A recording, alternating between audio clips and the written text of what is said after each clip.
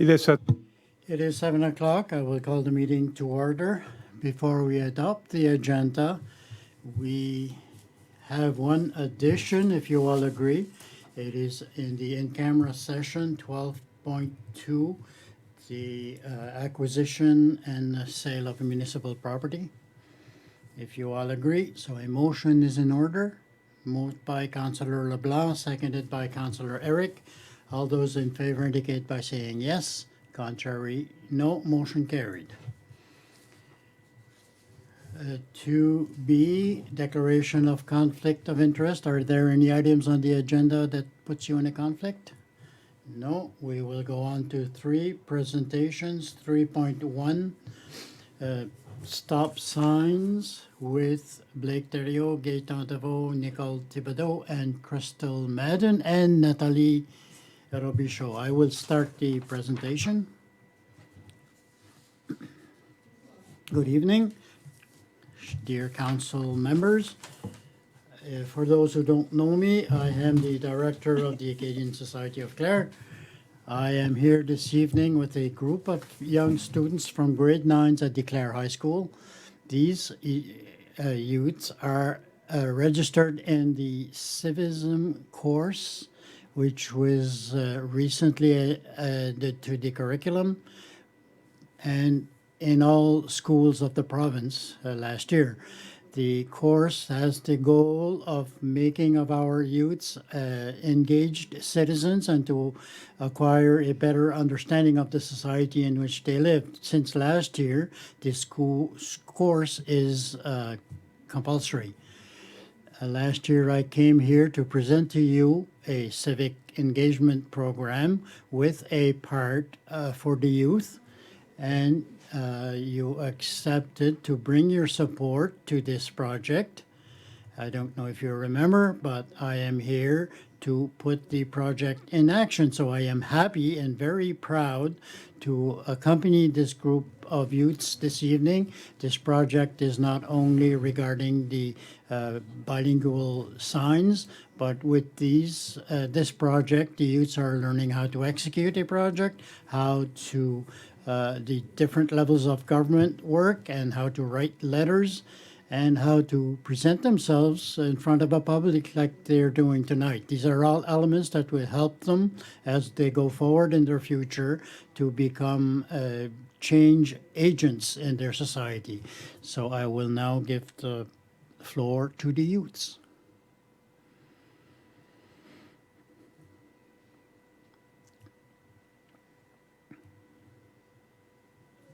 Good day. I am Crystal Madden, and I come from Bangor. I am here to present our project that we called Bilingual Community. We want to obtain some stop signs, bilingual stop signs.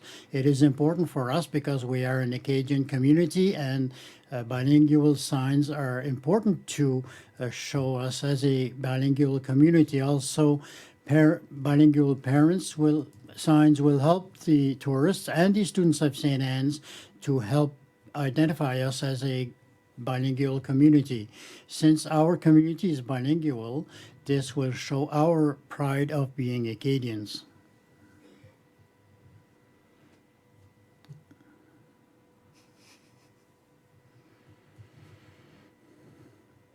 Good evening. I am Blake Thériault, and I come from Meteghan Station. And as you know, there are a lot of stop signs in Clare, and our objective is not to change all the signs.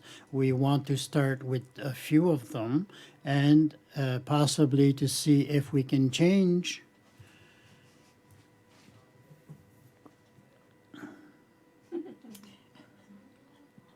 we want to start with a few and possibly see if we can obtain a policy for that each time that a stop sign be replaced, that it could be replaced with a bilingual sign. Our region welcomes more and more events like the Acadian Festival of Clare and the Grand Fondo. It is possible that we will receive the Acadian World Congress in 2024. especially with the Congress, it will be very good to be able to show to the participants that we are Acadians and bilingual, and that we are proud to be so.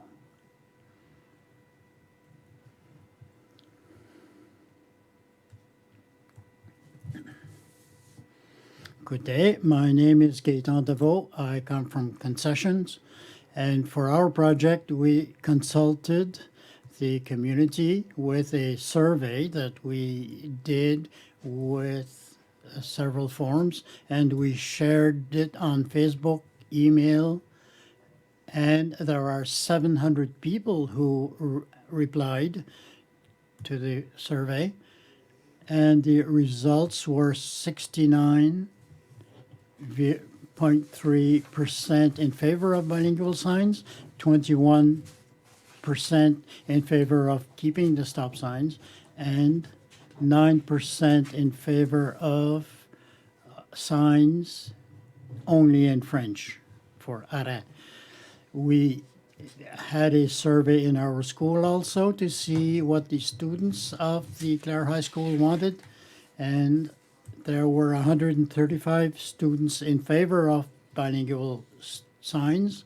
There were 31 in favor of keeping the stop signs, and five students were in favor of having it in French only. We received a lot of comments, like thank you for going a step forward to advertise our language in the community and to show our pride of being Acadians. And what a good idea that these bilingual stop sign will reflect the pride of a community, bilingual community. Good luck with your project.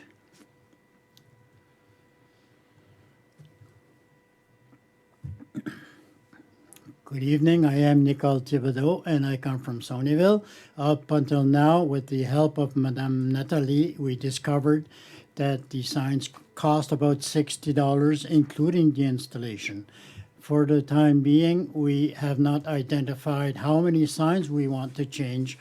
That will depend on the installation costs. The goal of this presentation is to obtain your support to go forward with our project.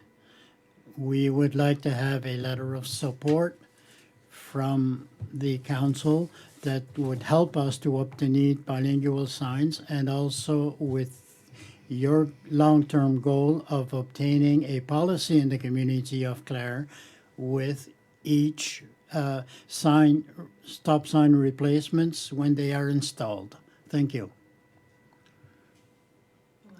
So just to conclude, so it is clear, the project is still underway. We need some elements to formulate a financial request. We don't know how much it will cost to install.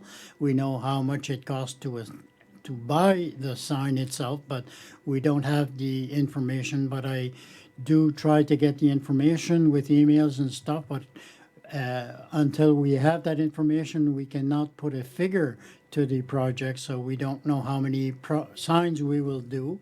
And then we will come back with you to discuss how many signs and how much it will cost. But it is not super expensive, but it could be one sign or 20 signs. But one thing is that is defined in our project is to discuss with you the possibility of having a policy that when the signs are replaced, that they be replaced by a bilingual sign. So that is all. Thank you. Any questions? Any questions? Councillor LeBlanc? I think it's a good idea. You're doing a good work here, but I'm wondering if you know roughly how many signs there are in Clare. Any idea?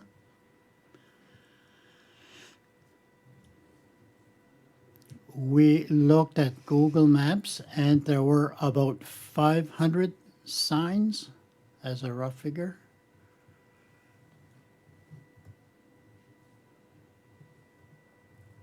Oh, I don't think there's that many. That's quite a lot. There are a lot of areas to stop in Clare.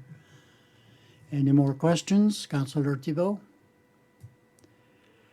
I want to congratulate the group for the work that you did, and it's true that Clara is bilingual, and you did a good job. I want to congratulate you. Thank you, Mr. Warden. First, it's a good work that you are doing. It's not easy to get involved in a project like this, but when you start, you have help, of course, but it is really good. It was mentioned that it is the 9th year. So last year, will it continue after grade 9? The civism course is for grade 9, but from what I understand of the course, there is a hands-on part to it. They have to make a project in the community. So if this project lasts too long, and I hope not, it could roll into next year. But what I hope is that there is a new group with a new project that we could put in place in the community. If this year there are no signs to be replaced, none is falling down, if the other group doesn't take this project, then they will not have accomplished their goal. It's hard to say. I think really that we will accomplish something. It hasn't been long since we are working on this, even since January, before Christmas or after Christmas, just after Christmas. It hasn't been the whole year. So I would like to think that your decisions will do something. And if we want to go further, it might go to the other grade 9 class, but it's in the nature of the course that they have to have civic activities in the community. It's compulsory. They need projects in the community. So, anybody else with a question? Deputy Warden Dusa, I want to congratulate you. I think it's a good project. Gaeta, you mentioned that in your survey there were over 700 people who replied, and there was a percentage of 69%.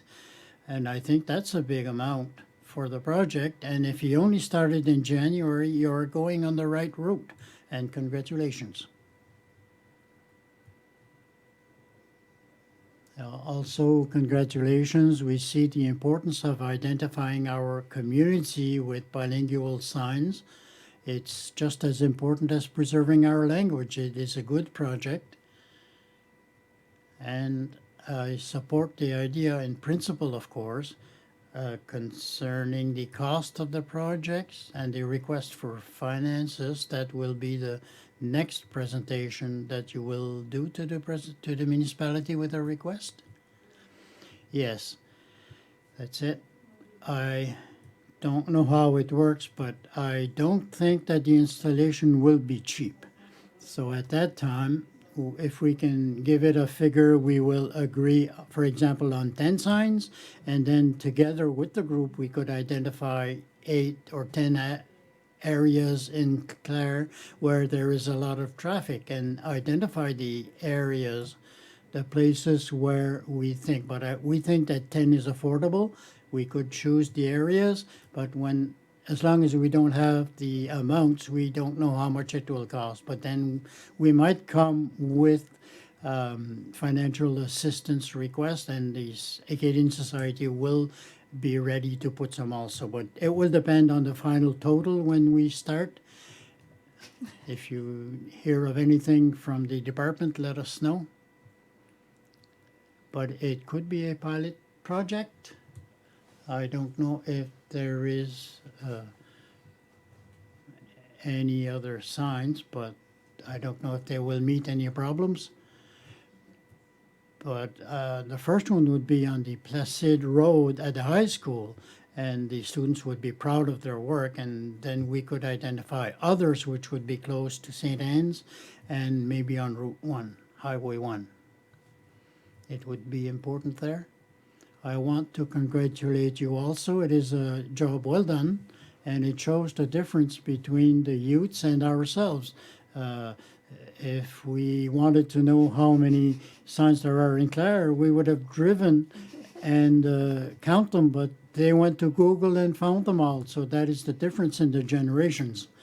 But on that point, I would be ready to make a motion to write a letter for these people. Unless there are any questions before we proceed? Do you want to go? I have one question. It's the Department of Transportation. Did you meet with Department of Transportation? Until now, I have the contact person who says yes or no. If we had $1 million and we were ready to do this, there is one person who decides if it is a viable project or not. I have that person's contact now, but I can't reach him, and I think he lives in Sonyville. But if I need to start the Department of Transportation in Sonyville also, but I prefer to go higher up. And Gordon Wilson's office also helped us quite a bit already. Are there other questions? Before we go to the motion, I'd just like to congratulate the group also. It's really nice work. It just happened that I was talking to Gordon Wilson this afternoon, and we spoke about the project, and he seemed very impressed that a group of youth had embarked on this project, on this ambitious project. From the point of view, if we pass this motion, which I think it probably will happen, maybe an approach would be to, through the municipality, we could organize a meeting with Gordon, with TIR, and maybe with Acadian Affairs and youth, just to sit at a table and discuss, because I think it'll be a partnership.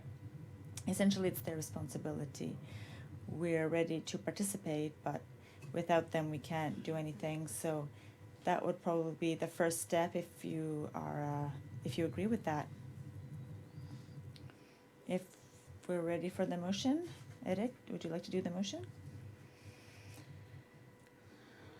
I move that the council for the municipality of the district of Clare write a letter supporting a proposal to introduce bilingual stop signs in the region of Clare, put forth by the group Communauté Bilingue as part of the Engageons nos citoyens civic participation project. Seconded by Councillor Comeau. Discussion on the motion? Ready for the question? All in favor indicate by saying yes. Contrary? Motion carried. And I must say, it's rare that we have, it's very rare that we have a demand and do the motion the same night, but I think it's because we're impressed by this group and the fact that you had 70% of the vote, which is pretty high. So congratulations once again. So as a follow-up, can we speak again later and see how we can move forward with this with the partnership and make a meeting? Okay, perfect, thank you. Next, we'll go to 3.2, Pleine voile vers un avenir vert, full sales toward a green future, Leila Aboud.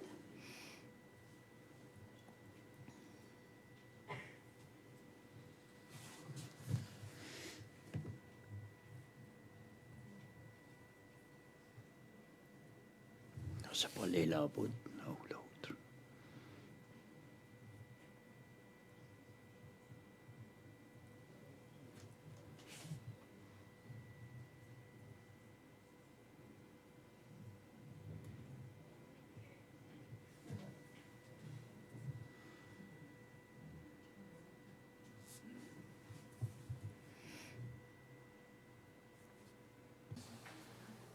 Leila.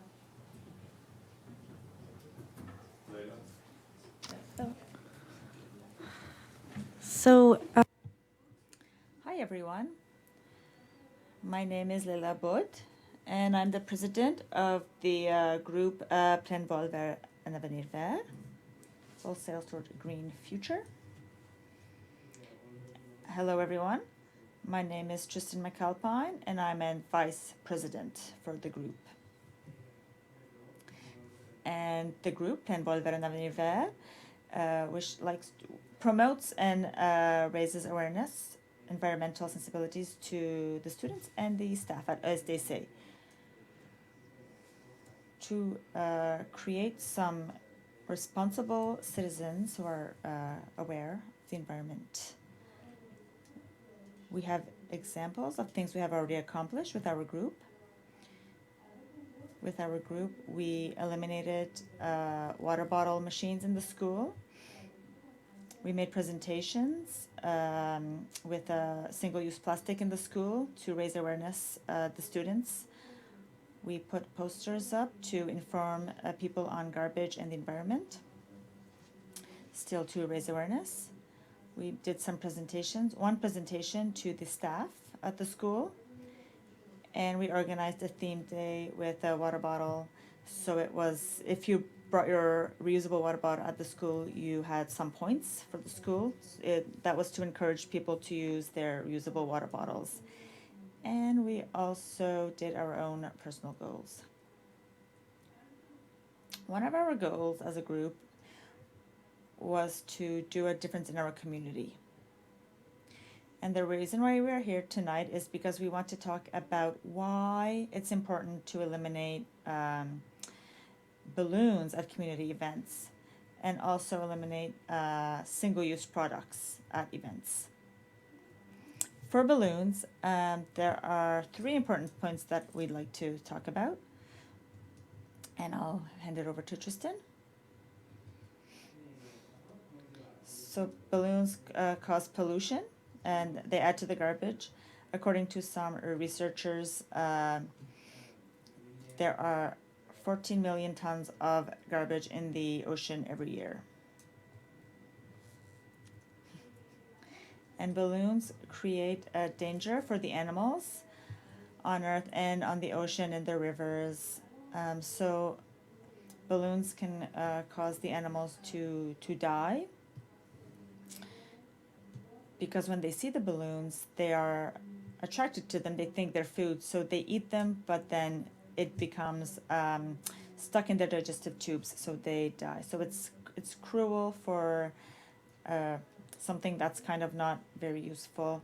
In 2017, it was reported that there were more balloons than ever on Canada's coasts, so it's actually a problem. So more and more people use balloons as a symbol of pollution and negative effects that humans have on the environment.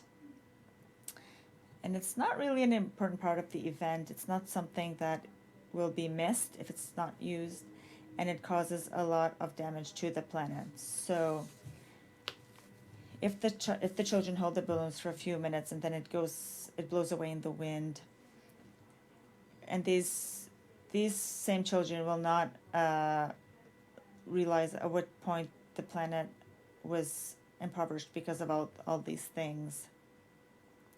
I'll pass it over to Evelyn. At the National, on Canada Day last year, at Smuggler's Cove, I was there in the summer, and they gave balloons to the kids, and a lot of the balloons just were lost. And because we were so close to the ocean, they just went straight into the ocean. And really the kids, they didn't really play with them. They just kind of went into the ocean. So it was really sad to see that. There were all the facilities, but you saw that and you would think, oh.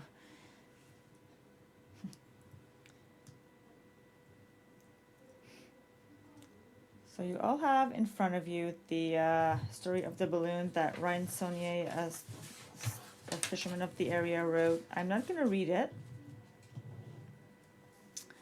but I will encourage you to read it because Ryan has a nice message. So just for tonight, I'd like to just summarize his story. Ryan found a balloon that came from a Boston fire department. He was looking at the shorelines for buoys, and he found the balloon, and he just saw it in the sand, and he sent them a message on Facebook, and then he didn't really think he'd get an answer or make a change, but the fire department saw his message and decided to stop to distribute balloons at their events. As you can see, the balloon went a very long way to get here. It's pretty incredible how it survived that long, but it did, and it's just to show you that it happened. So his message had an impact. Before we go to our second point, we want to thank Ryan for his efforts. A balloon and a person can make a difference. Thank you, Ryan. Next, our second point is related to community events, still, and waste. We also will ask you to stop giving plates and utensils, single-use plates and utensils in municipal events and the events. We are very conscious by the fact that this is a hard thing, but it's not as difficult as a future full of pollution and uncertainty and difficulties. As youth, we want to be proactive in ways that will protect our future. So we ask you to stop using plates and utensils in plastic instead of using plates and utensils reusable. So just a small fact, single-use products represent half of the plastics that are created in the world.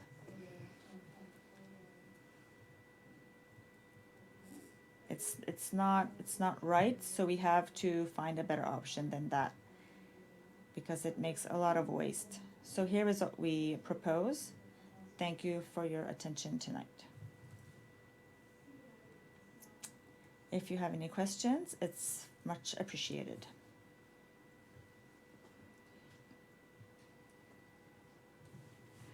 Are there any questions? Councillor DeVoe? Thank you, Mr. Warden. I don't know if questions, maybe more comments. That's really, really good work that you're doing, your group. I'm on the Waste Check Committee. So waste, the nature, it really touches me.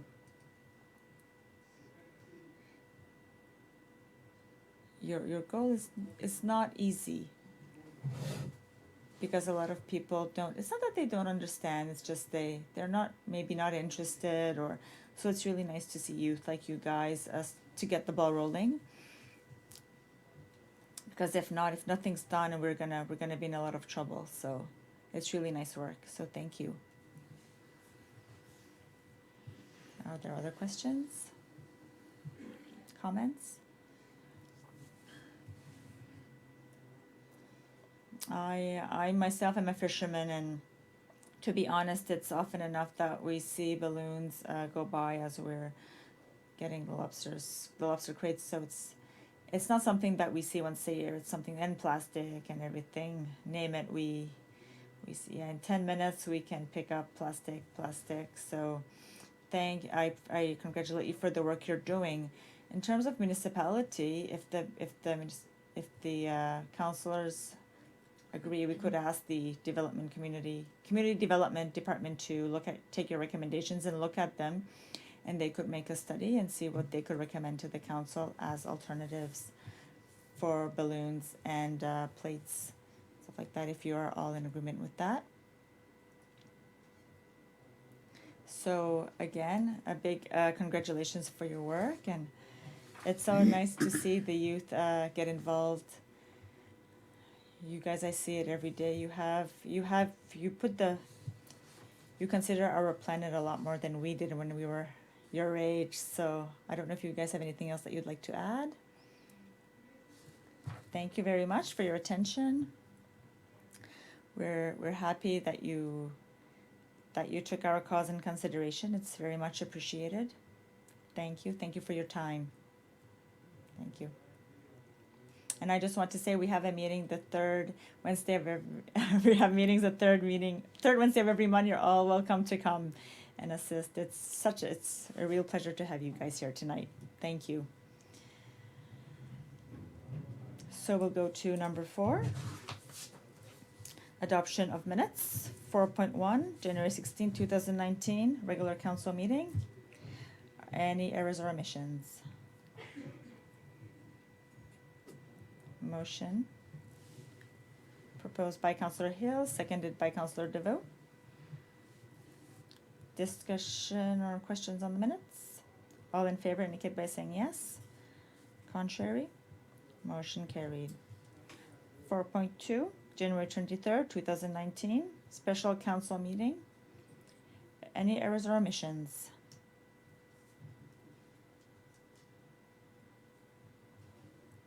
Motion on the table. It's moved by Councillor Thibault, seconded by Councillor Thibault. Councillor DeVoe, all in favor indicate by saying yes. Contrary? Motion carried. 4.3, February 6, 2019, council and committee meeting. Errors or omissions? Moved by Danny, seconded by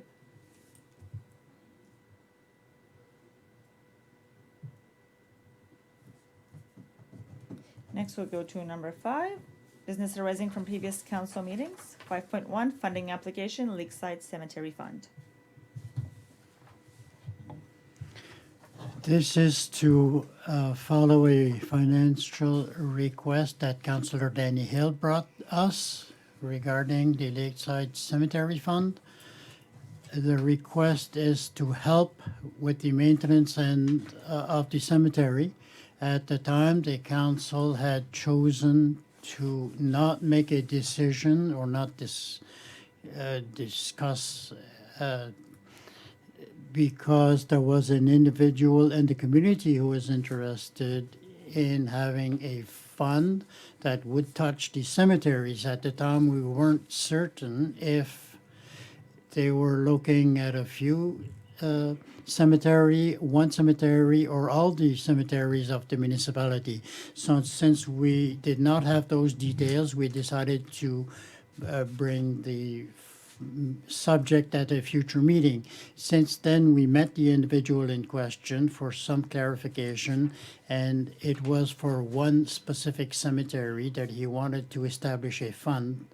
So since that is the case, we are asking you this evening to take the request into consideration for the Lakeside Cemetery Fund, which is a request for $3,000 from grants to organizations to help with the maintenance of the cemetery. What is the desire of the council? Who would like to express themselves? We're gonna run into down the road anyway, with a lot of the churches closing, there's nobody to upkeep the cemeteries.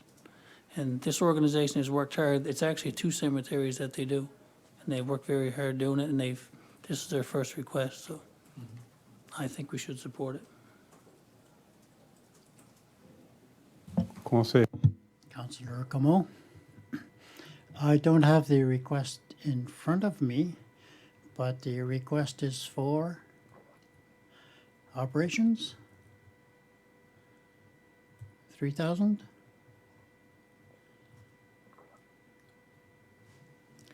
I can read directly from the request.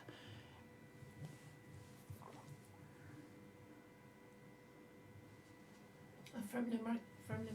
On graves, removing debris, leftover graves, left after graves have been dug up. So essentially, we're talking general maintenance as per their application here. Moi, pas de problème. I have no problem in supporting a project such as this one, but normally, is it not more for special projects or capital projects? Under grants to organizations, does this qualify for a grant for organizations? That is the big question. usually it's a one-time capital purchase or special projects. In this case, it touches a larger political question, because in the past, the question of churches and everything surrounding that were, we always had a policy, not necessarily written, but it would go to the, like the provincial and federal governments, who do not put any money into churches and cemeteries. So if the council leans towards this and it does not fit the criteria, we'd have to look at the policy. I don't know what you think about this, but it's not really in grants to organizations. Does anybody else? I don't know how many cemeteries there are in Clare. If I remember, there are about 21 or 22 cemeteries in Clare, and some are bigger than others and need more maintenance, but we approached a few parishes to look at the biggest ones to see how much it cost them to maintain the cemeteries, and the biggest ones are looking at $6,000 to $8,000 per year, and it varies. For the bigger cemeteries, the people who mow the lawns and maintenance, we are looking at $6,000 to $8,000 per year. So the question this evening is 3,000 times. It could be multiplied, because after we change the approach of not putting money in the cemeteries, but looking at that, the council can establish a policy to look into this. Councillor DeVoe? I'm scared that if we open the door, we, like you said, Mr. Warden, we might have other requests, and if people discover as we go forward, so I think we're opening a door, something that we do not have a practice of working with.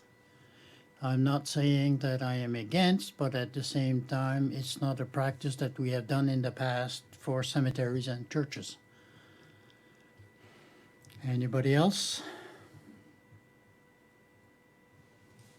Cemeteries here, they're not directly involved with the church. They've never been maintained by a church, and they're non-denominational cemeteries. They've never been cared for or anything by a church. Actually, most of the money that's been put into it has been put in by mink ranches, but you kind of know where they're sitting now, so that's why they're coming up short. I know somebody's gonna look at it and say, well, if you give these guys 3, we've got one, in concession, or we've got one anywhere, that maybe should have it. It's a fine line.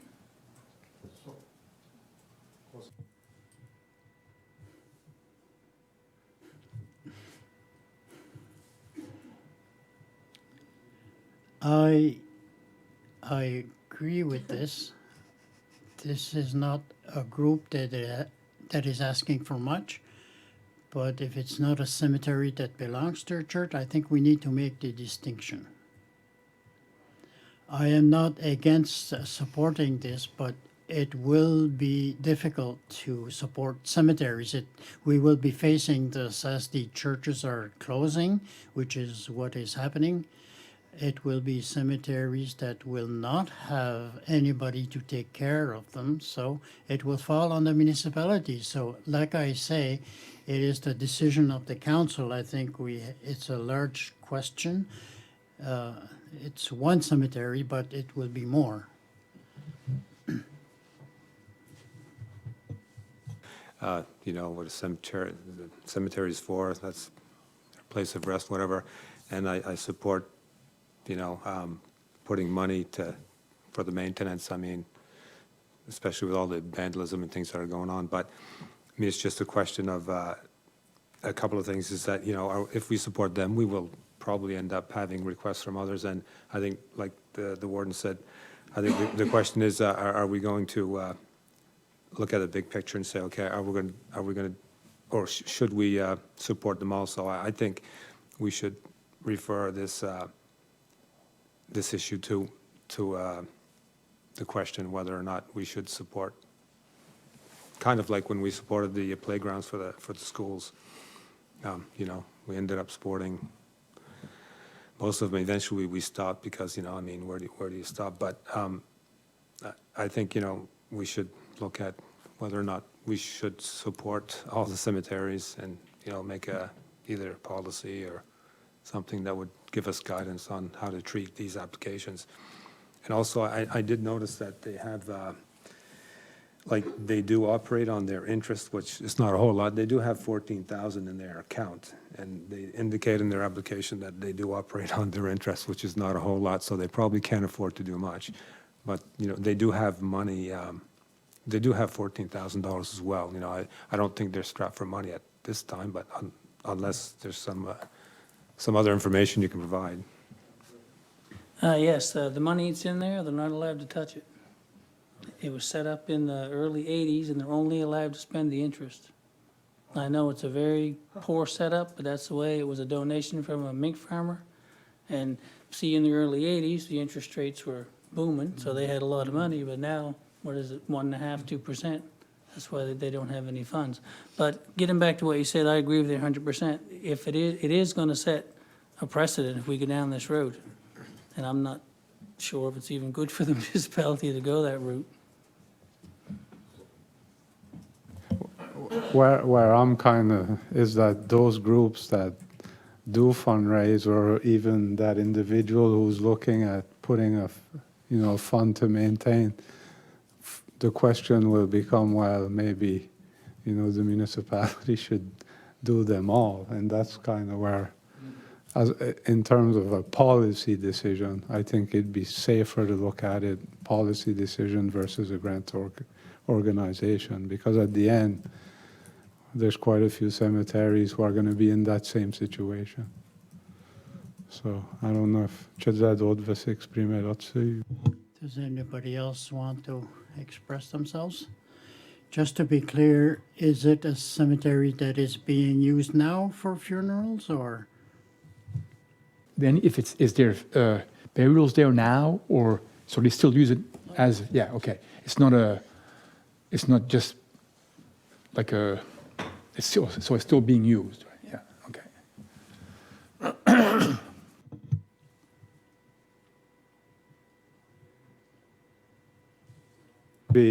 Pourrions le renvoyer.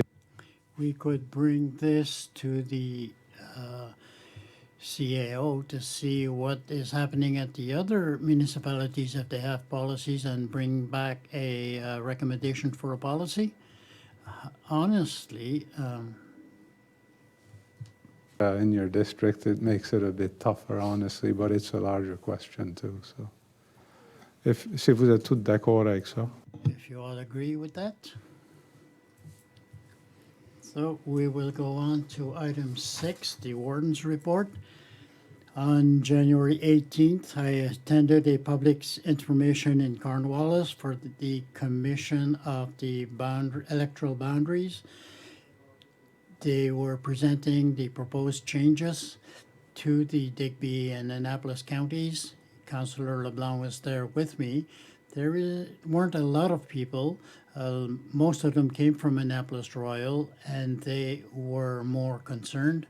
On January 22nd, I attended the Board of Directors meeting at Université Sainte-Anne. January 24th, I attended to the launching of the African Heritage in southwestern Nova Scotia and Digby. On the January 25th, I attended a consultation organized by the Minister of Municipal Affairs regarding municipal planning, and Councillor LeBlanc was there at the meeting. On January 29th, I attended to the meeting of the Board of Directors of Riverside Lodge. On January 30th, I attended to a presentation, What Lies Beneath, regarding the new discoveries of the Acadian cemeteries in Annapolis Royal. That was interesting. On February 2nd, I attended to the meeting of the Governor's Council of Université Sainte-Anne. February 6th, I attended a meeting, myself and the CAO, with Housing Nova Scotia Compass, to look at the affordable housing in the municipality.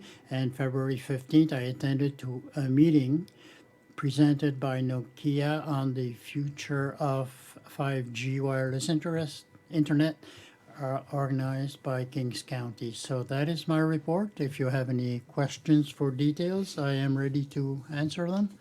Councillor DeVoe.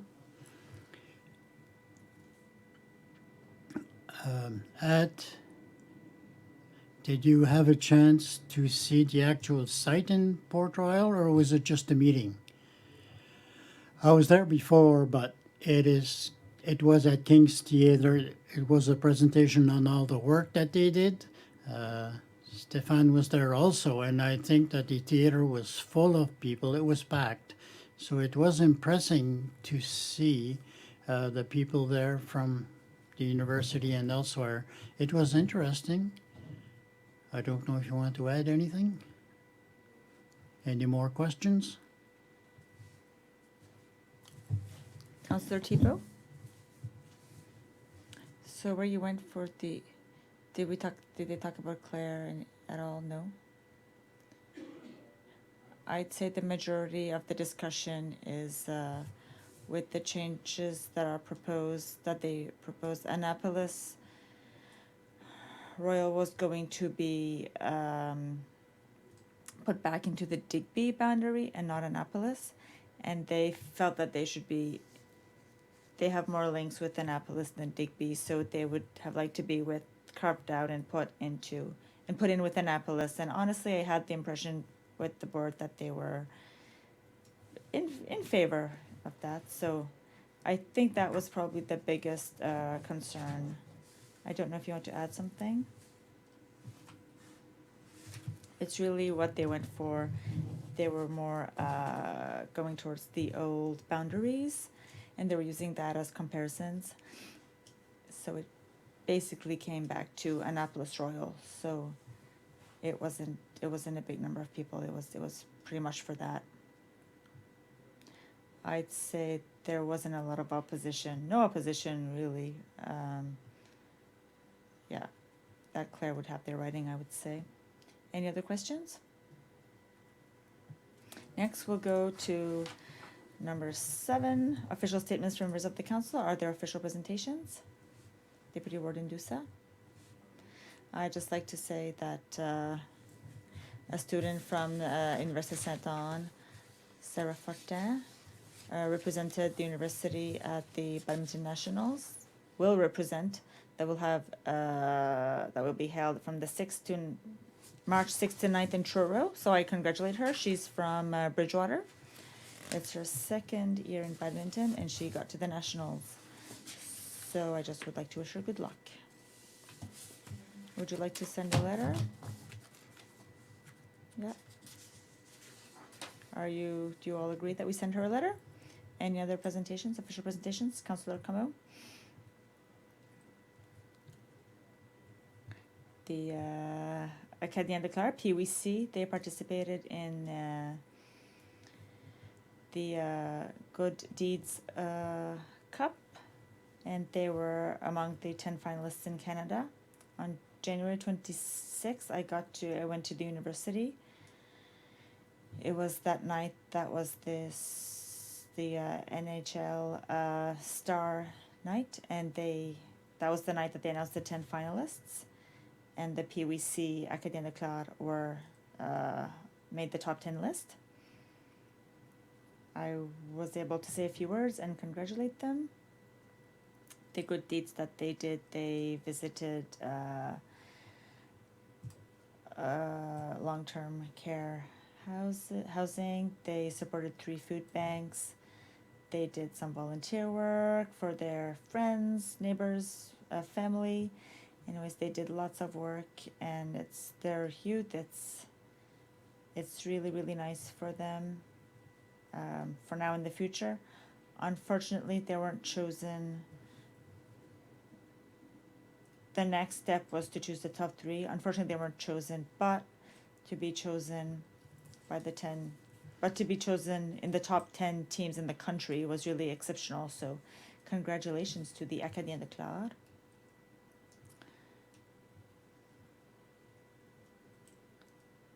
there's not only players from Clare, there's also players from Digby and Weymouth, I think. So congratulations to the youth from Clare, Digby, and Weymouth. Thank you. Other presentations? If not, we'll go to correspondence. 8.1, letter, Honorable Derek Mabroquette, Minister, Nova Scotia Department of Energy and Mines. Thank you for your letter of November 27th, 2018 regarding offshore oil and gas exploration in Nova Scotia. Nova Scotians have told us that they broadly support our continued work to develop our offshore energy resources.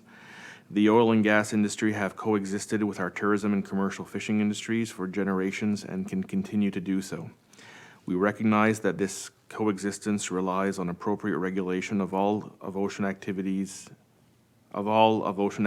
and we fully understand and appreciate the value of healthy oceans. Canada has one of the most robust regulatory regimes in the world when it comes to offshore oil and gas, and we are continuing to work with our federal and provincial partners to ensure the legislative and regulatory regime is modern and reflects on our high standards for safety, environmental protection, and resource management. The independent regulator of petroleum activities in our offshore is the Canada-Nova Scotia Offshore Petroleum Board.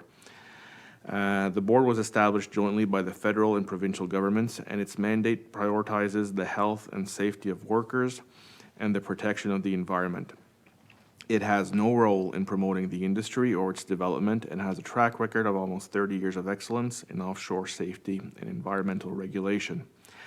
As part of its regulatory role, the CNSOPB, regularly consults with stakeholders, members of the public, and with potentially impacted Aboriginal communities. I appreciate you taking the time to write me, and I encourage you and other interested parties to further participate in those existing and ongoing consultation processes and opportunities for public engagement. Sincerely, Derek Maubourquette, Minister, Energy and Mines. Des questions, commentaires? Sinon, if not, we'll go to 8.2, letter, Glenda Douce-Boudreau, President, Association Madeleine Leblanc. Mr. Warden and members of Municipal Council, on behalf of Association Madeleine Leblanc, I'd like to thank you for your letter dated November 28th, 2018. We agreed that it would be prudent to have a process to name buildings in the municipality, even if that hasn't been the policy up to date. It would be our pleasure to work with the committee towards a policy that is fair, that would serve to name the buildings in Clare. So we hope that you will put a place for us in your committee. Please accept our letter. Glenda Douce-Boudreau, President, Association Madeleine Leblanc. Questions, comments?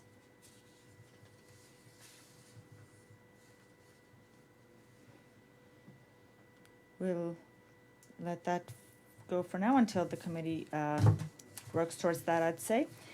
8.3, letter, Jack Murphy. This is a thank you letter from Mr. Murphy.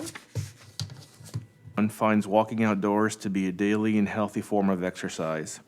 I want to thank the municipality for allowing us to walk between 7 and 9 p.m. at the high school during the winter months. This winter has been hard for walking outdoors.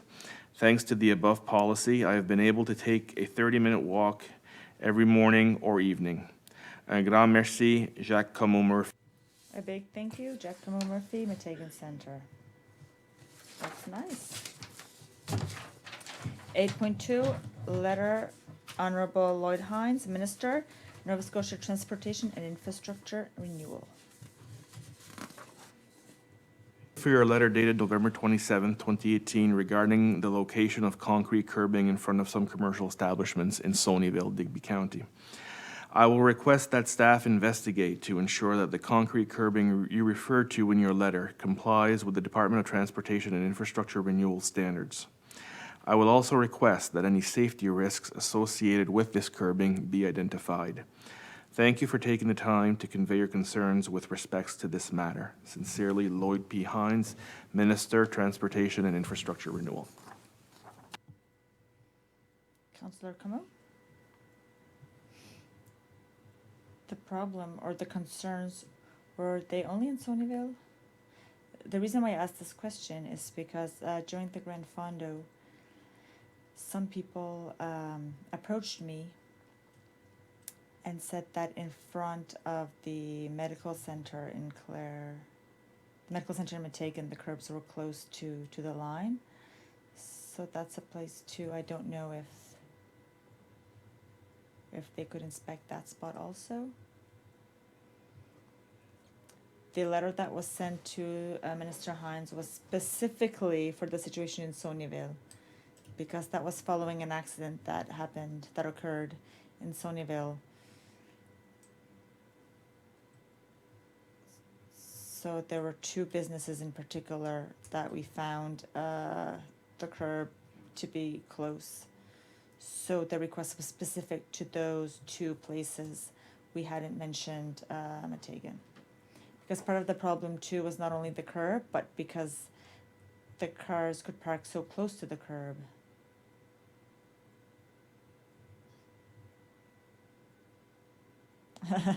Sorry, I got it by accident. But I can do a follow-up with the project manager. Brian Boudreau. He had spoken about the case at in front of the Clare Center, so we can talk about that specific case. I wouldn't say it's not a case, but there's grass there, I think. So when they back to the curb, there's still some distance between the roads, so that's why I don't know if it's the curb, it's not the cars where the parking is. Is that right? I understood that there's a specific distance, I think it's maybe a meter, which is like 39.25 inches, I think, from the center of the road. But there are two lines in the road. Is it in the middle of the lines, at the other side of the line? If the line is 6 to 8 inches thick, it's pretty close. I don't know, but it's the curb. It's the white line. It's not the middle of the road. It's the white line. People think it's a bicycle lane, but I understood that it's a widened shoulder. That's what I understood it was. But anyways, that's where the widened shoulder, that's where the concern is, from the white line to the curb.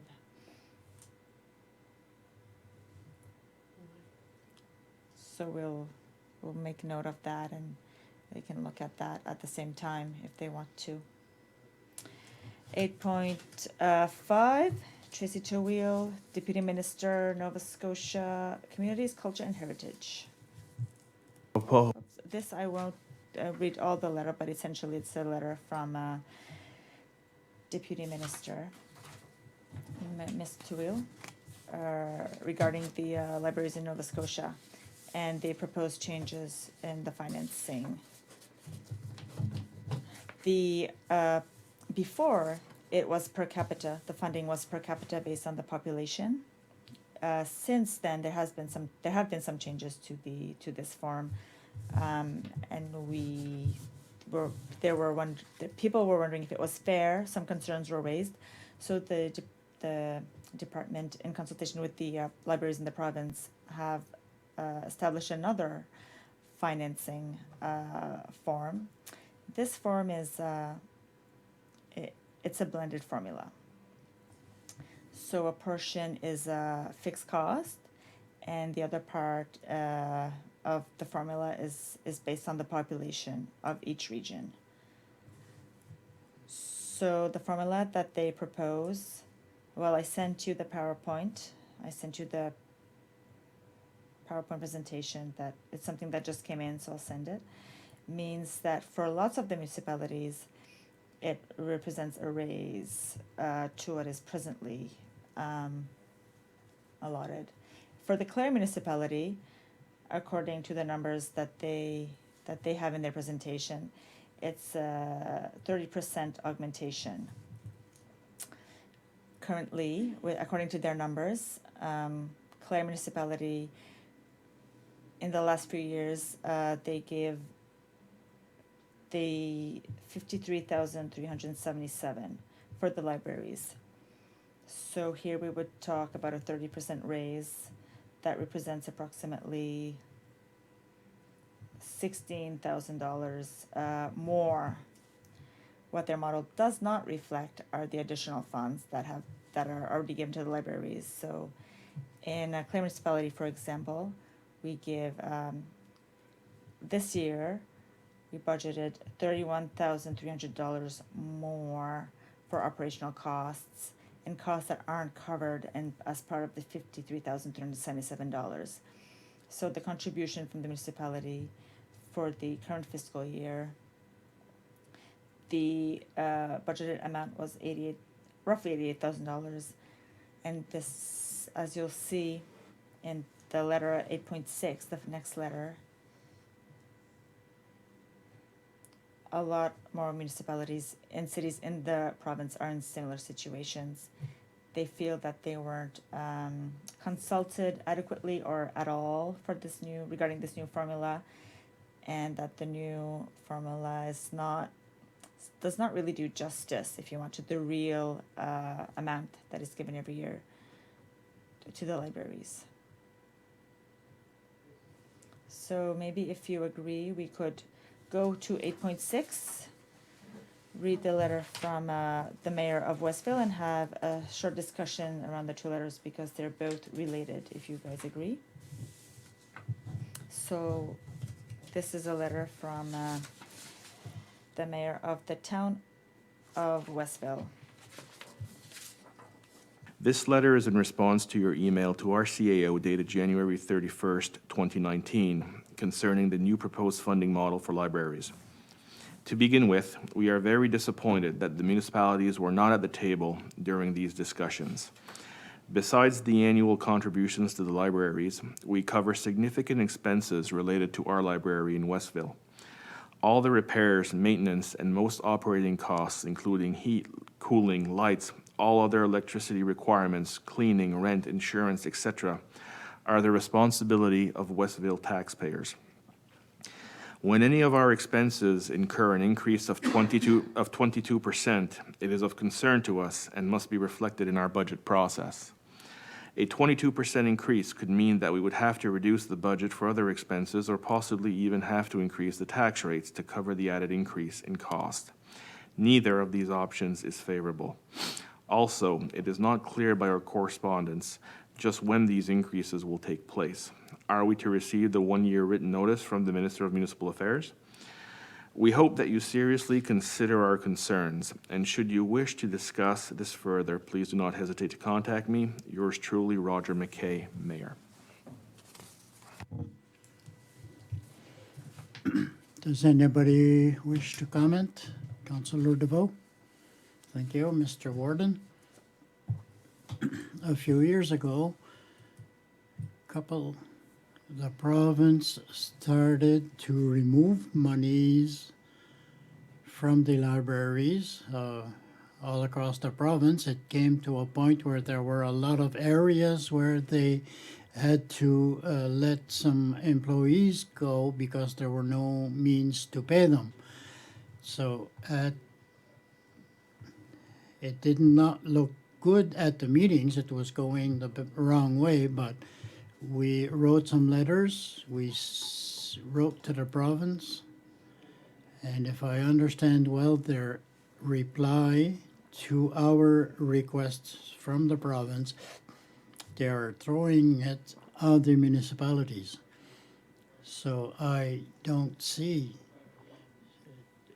they did not reply to our problems because they throw it to the municipalities, and I don't think that's good.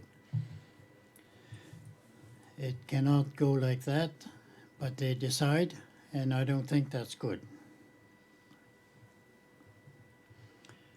I don't know if you agree, but we could, a similar letter that the Westville mayor sent, because if they receive a lot of letters like this, the government is supposed to consult the municipalities, and certainly even at the UNSM meetings or by email, I did not see anything in terms of invitations for consultations. So one of the points for Councillor DeVoe to be just with the province. In the information that they sent, they talk also about the increase of their contribution also. I think it's a bit less than an increase of 2 million across the province.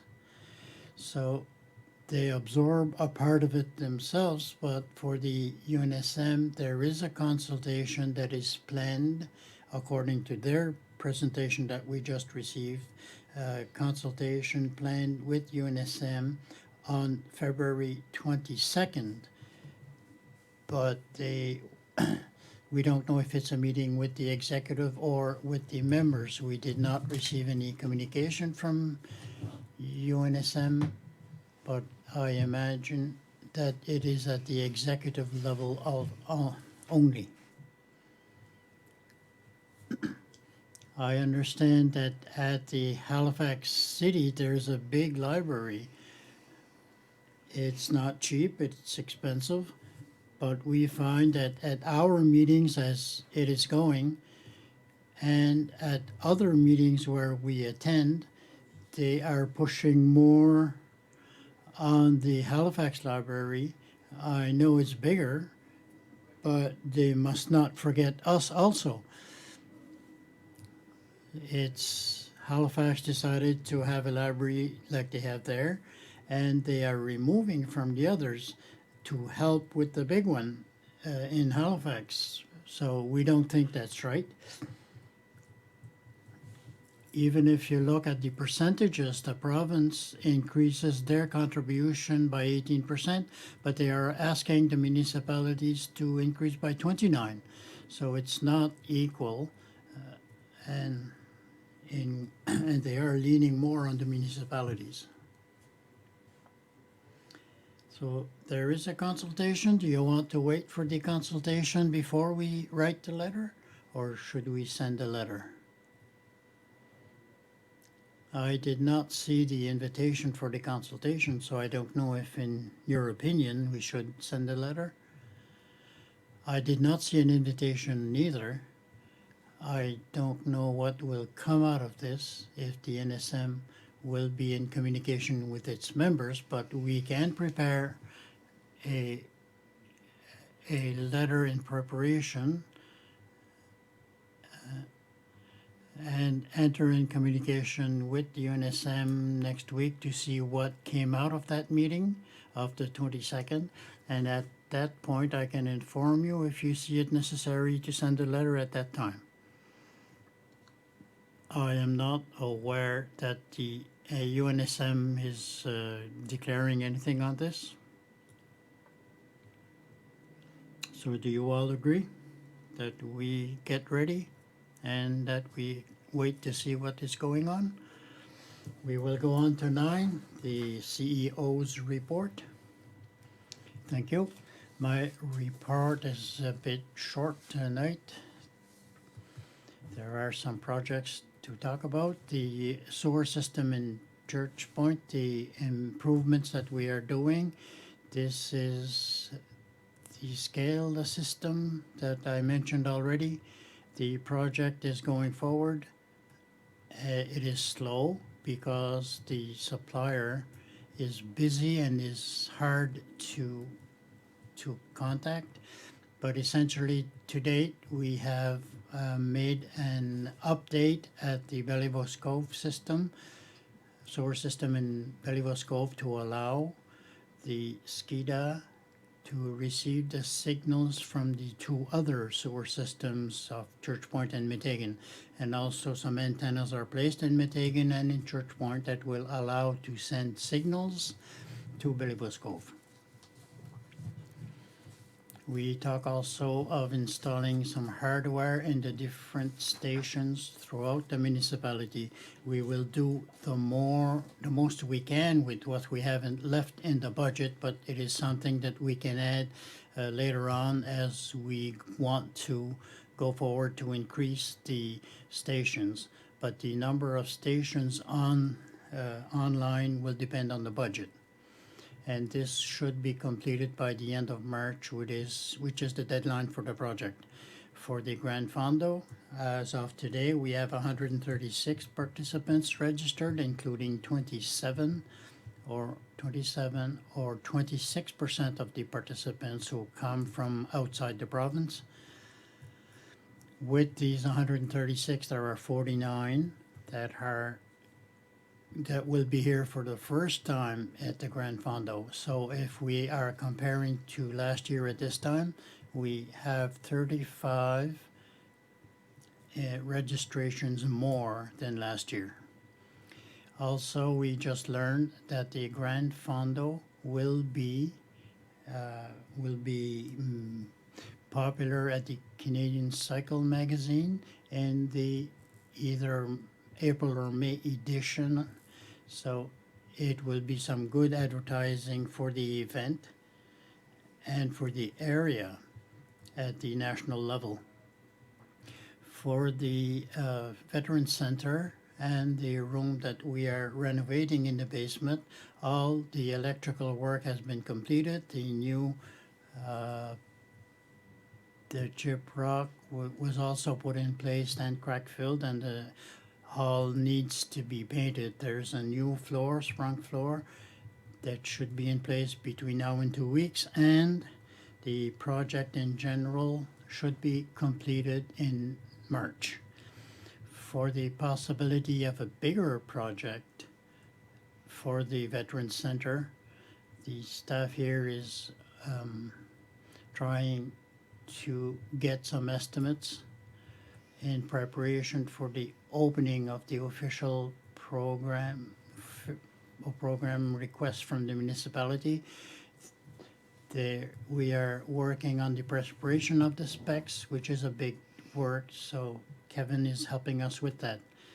The Joseph and Marie Dugas Park in Bellevos Cove, we received some plans and photos from the Development Commission regarding the building that they are proposing to us for Jean Bellevos' boat. We had discussions with the commission and the project. We succeeded in shortening the project. There were some elements that we removed, and the project, the one-pager we have now, including the boat shop, the new building, and work on the gazebo with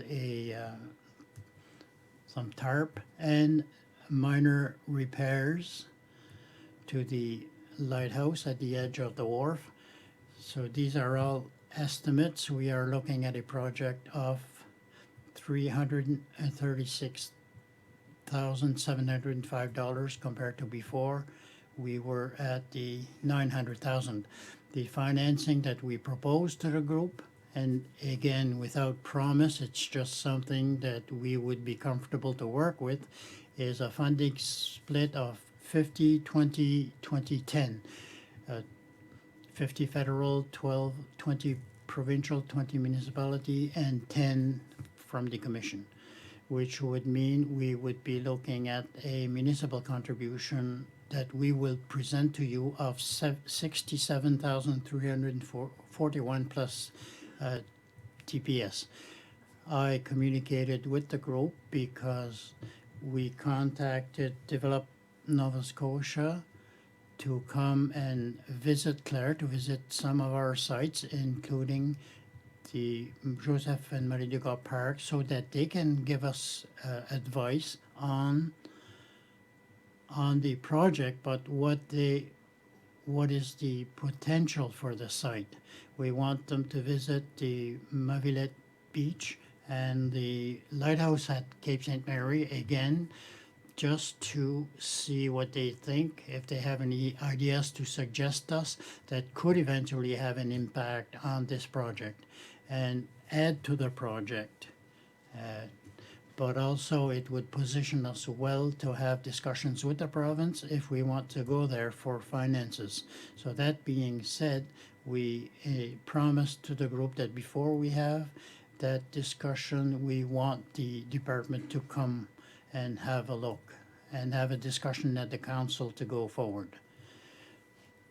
And then we will go forward with the precise dates to discuss. The Metagan Soar River extension, if you remember the last time there, we found some money that was left over to pay the installation of the tiles. We will be bringing a tender call for the installation of the tiles or the piping, but also for the tides, and the best time for the tides would be in June. So the project essentially should be completed by the end of July. So we will bring out the tender as soon as possible to grant the contract to a supplier and to get in line for the installation in June. For our finances, as of January 31st, 2019, the municipality had revenues for $8,949,294. That represents 99.8% of our budget versus expenses of $7,054,466 for a net revenue of $1,894,818. Also, as of January 31st, 2019, the municipality had $1,773,000 in its operational account, $168,098 in the capital project account, and a total in reserve for $4,304,394. This last figure, the $4 million, can be divided in the following manner: in the operational reserve, $446,000, and the reserve for the capital projects, $2,678,000, and the landfill closure reserve, $323,050, and finally the gas tax reserve, $856,499. So financially, the municipality is really in good position. So internally, just a few points to bring up. The HR policy manual that was prepared by our home, and the management team here is still evaluating it and revising it. So it's something that that we plan on presenting you at the March 6th meeting. The volunteer fire service vehicle assessment is almost finished.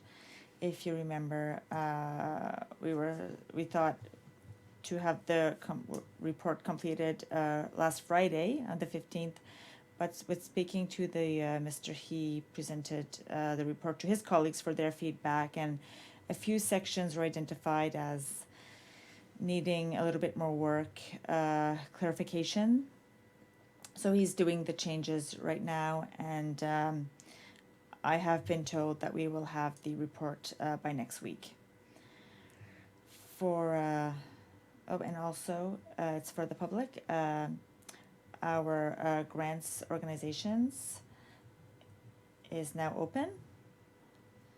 So the form to make a financing request is available on the website, www.clarenovascotia.com.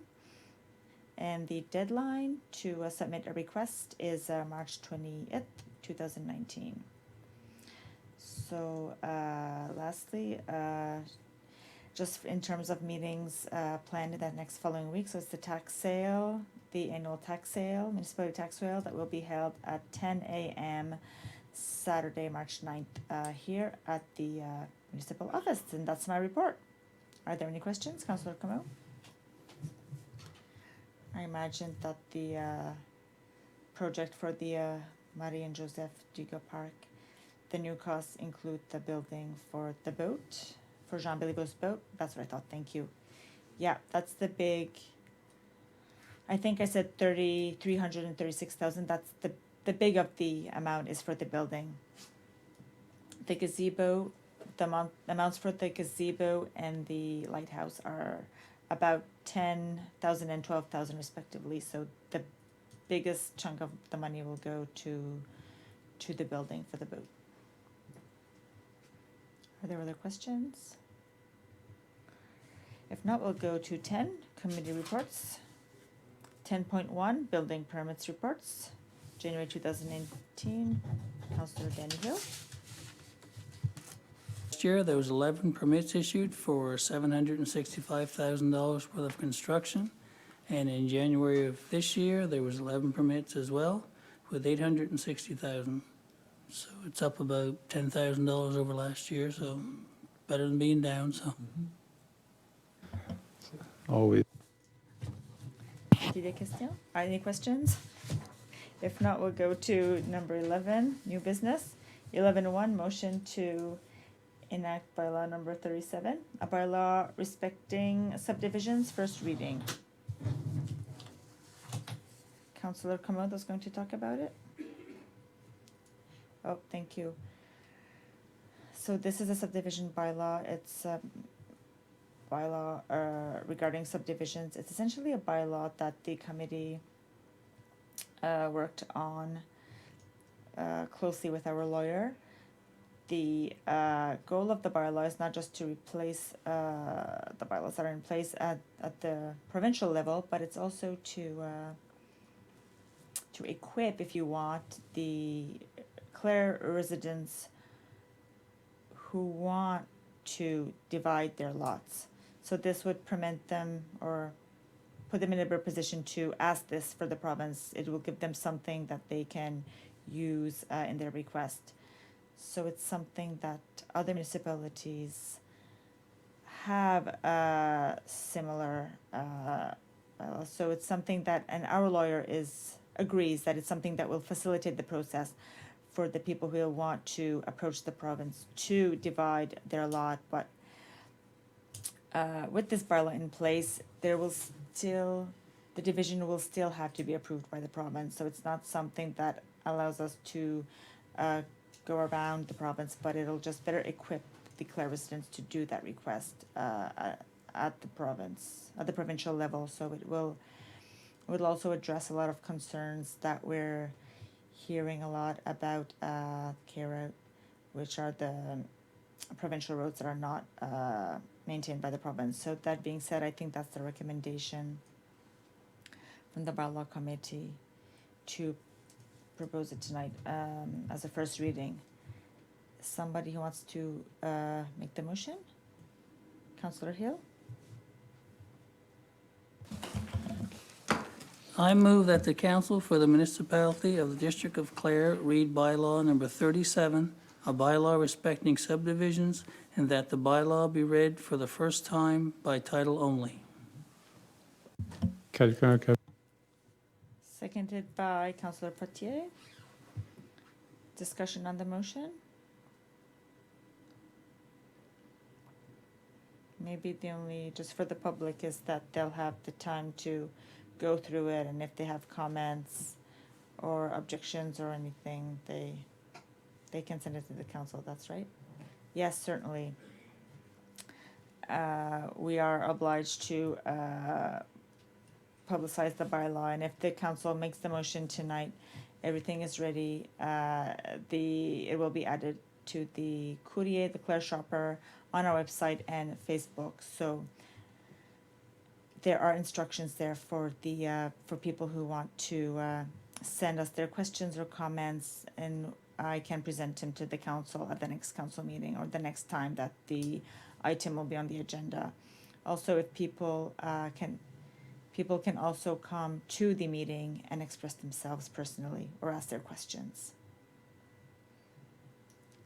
Are there questions? Debate on the motion? All in favor indicate by saying yes. Contrary? Motion carried.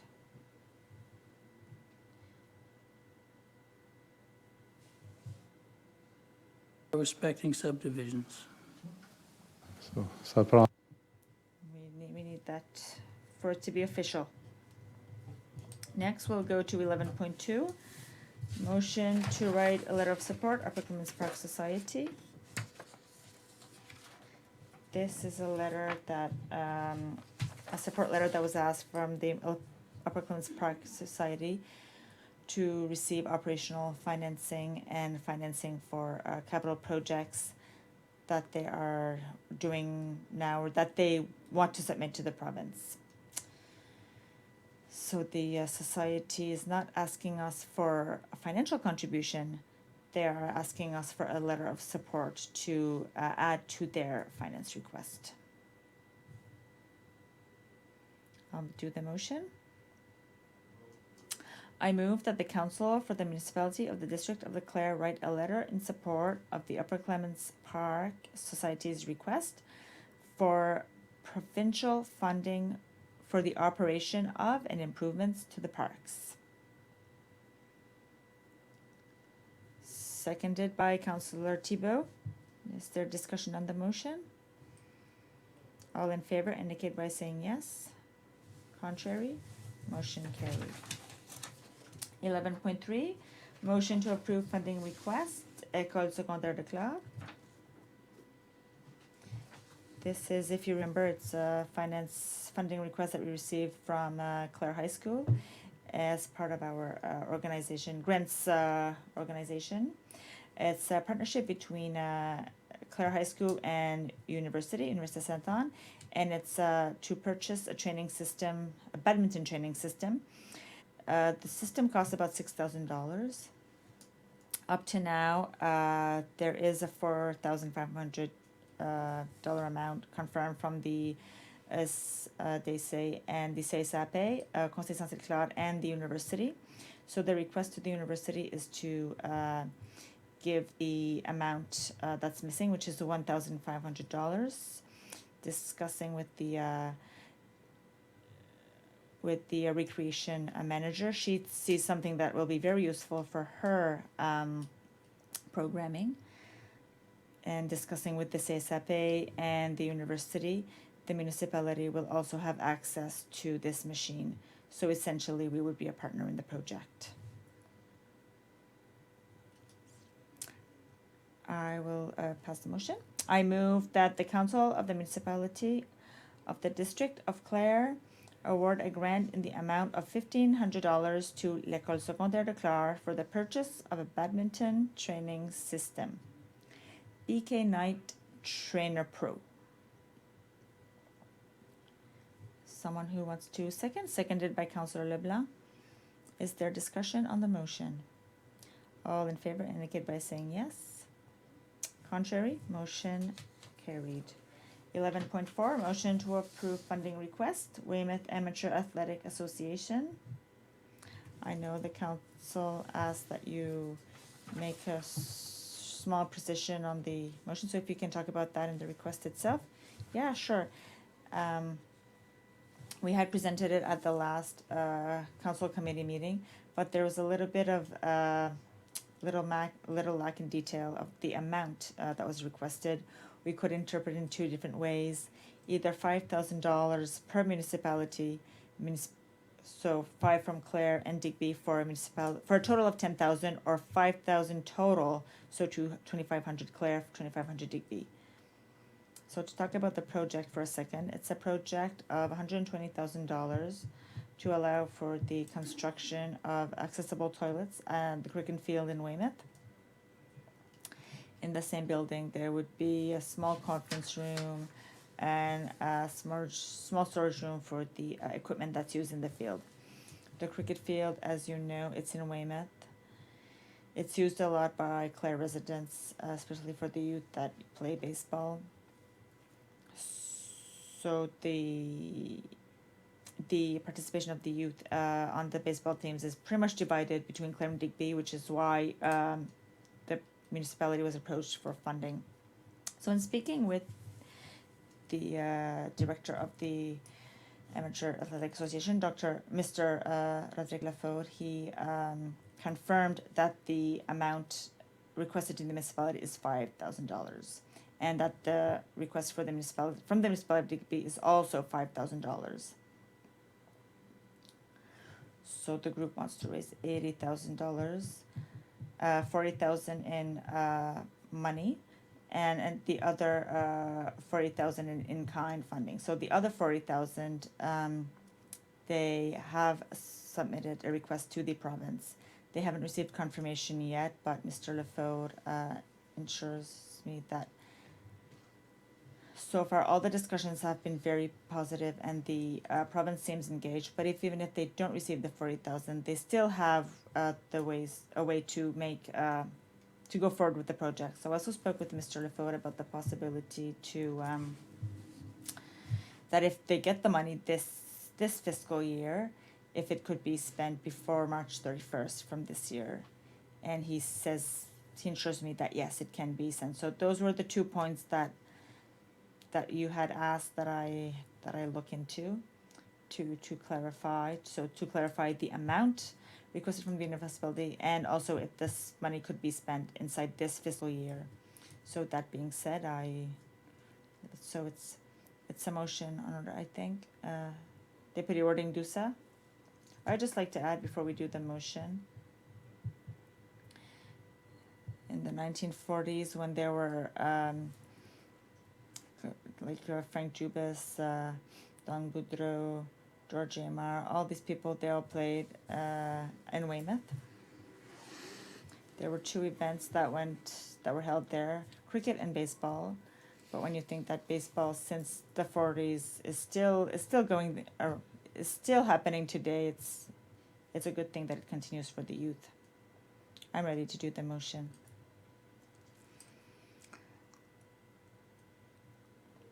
I move that the council for the municipality of the district of Clare award a grant in the amount of $5,000 to the Weymouth Amateur Athletic Association for the construction of wheelchair accessible washrooms, a small meeting room, and extra storage for equipment at cricket field. Is there a discussion on the motion? If not, all in favor indicate by saying yes. Contrary? Motion carried. 11.5, motion to release funds for the Grand Fondo Baie Sainte Marie. This is following the presentation that was presented by the committee of the Grand Fondo Baie Sainte Marie on April 9th, 2018. The Council of the Municipality of Clare had granted a contribution of $15,000 in principal for the Grand Fondo. That money was not dispersed. There was a condition that was placed by the council saying that the committee would have access to that $10,000. At any time, anything that would be over that $10,000, they would have to make a presentation to the council and make a formal presentation to have access. So after the presentation at the last meeting, they had a budget for 2018, and it showed after all bills are paid, a shortfall of $11,230. Considering that inside this, we did not talk about the $15,000 from the municipality. So according to the deliberations of April 9th, the fact that they were above $10,000, we proposed a motion to the council to recommend an amount of $1,238.64 to essentially arrive the event to a break-even point. Does anybody wish to make the motion? Councillor Poitier? I move that in keeping with its deliberations of April 9th, 2018, which concluded that any contribution request exceeding $10,000 would be subject to council approval, the Council of the Municipality of the District of Clare release an incremental amount of $1,237.64 for the Grand Fondo Baie Sainte Marie 2018. Any seconder? Councillor Thibault. Any discussion on the motion? All those in favor indicate by saying yes. Contrary, no. Motion is carried. 11.6, motion to approve a sponsorship of the Woodland Conference. We were approached by the organizers of the Woodland Conference 2019 to make a sponsorship for the conference that will be held at the Western Region level. since there are several woodlot owners of the municipality of Clare who participate regularly, the recommendation of the staff is that we proceed with a sponsorship of $500 for the organization. That will give us the opportunity in exchange to have promotional materials on site if we want, and to be recognized as a sponsor of the event in all advertising and during the conference. And since there are a lot of people of Clare who participated in it, we want to recommend the sponsorship, to support the event. Councillor LeBlanc? I move that the Council for the Municipality of the District of Clare award a sponsorship in the amount of $500 to the 2019 Woodland Conference for the Western Conference. Anybody wish to second this? Moved by Councillor DeVoe. Any discussion on the motion, or seconded by Councillor DeVoe? All those in favor indicate by saying yes. Contrary, no. Motion is carried. 11.7, motion to accept a proposal for environmental site assessment for the Eco Park. At the last meeting, at the last committee and council, we discussed the possibility of having an environmental evaluation of the Eco Park. Based on the information we had at the time, I proposed to you two scenarios. Environmental, that at a cost of $9,900, or an enhanced phase one environmental at the cost of $13,477 plus TPS.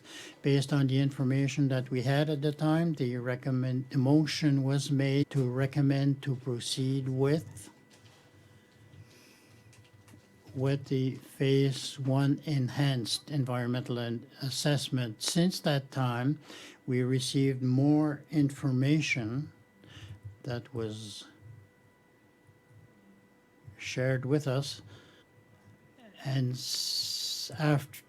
because of that new information, that information will be part of our information in camera regarding the negotiations that we have ongoing on the sale of the site. So the recommendation of the staff would be to not approve the motion that is recommended, and to continue the discussion in camera. So essentially is that nobody makes the motion, or for the minutes, we could make a motion and second it and vote against it. So that would be cleaner for the minutes. Does anybody wish to make the motion? Moved by Councillor Thibault, seconded by Councillor Pache. So I don't know if there's any more discussion on the motion. This is for people who follow the minutes. It is important that the motion be refused. Ready for the vote? All those in favor indicate by saying yes. Against? Against? Motion is defeated. We are not used to voting here. So maybe we will have the vote for the minute. All those in favor indicate by saying yes. Against? So motion is defeated, just to be sure. Okay, we will go on to 12. In camera session, we have two items. We have the acquisition and sale of property at the former St. Albert Elementary School, and 12.2, acquisition and sale of municipal property for the Eco Park. So having said that, we need a motion to go on camera, moved by Councillor Doucette, seconded by Councillor Doucette. All those in favor indicate by saying yes. Motion carried. Good evening.